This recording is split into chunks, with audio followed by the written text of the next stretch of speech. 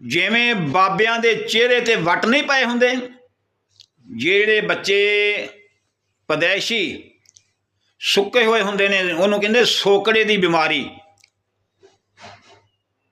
ਜਿਵੇਂ ਬਾਬਿਆਂ ਦੇ ਚਿਹਰੇ ਤੇ ਵੱਟ ਨਹੀਂ ਪਏ ਹੁੰਦੇ, ਇੱਦਾਂ ਉਹ ਨਿੱਕੇ ਜਿਹੇ ਮਾਸੂਮ ਬੱਚੇ ਦੇ ਚਿਹਰੇ ਤੇ ਵੱਟ ਪੈ ਜਾਂਦੇ ਨੇ।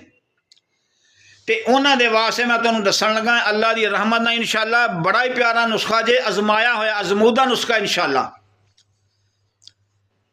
ਬੱਕਰੇ ਦੀ ਜਵਾਨ ਬੱਕਰਾ ਹੋਵੇ, ਉਹਦੀ ਕਲੇਜੀ ਲੈਣੀ ਆ।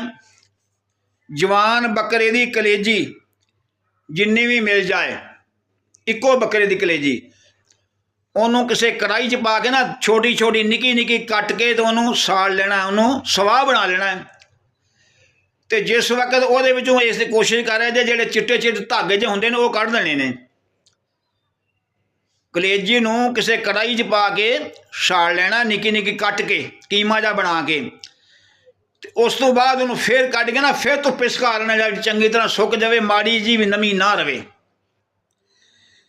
ਇਹ ਤਕਰੀਬਨ ਇੱਕ ਚਣੇ ਦੇ ਬਰਾਬਰ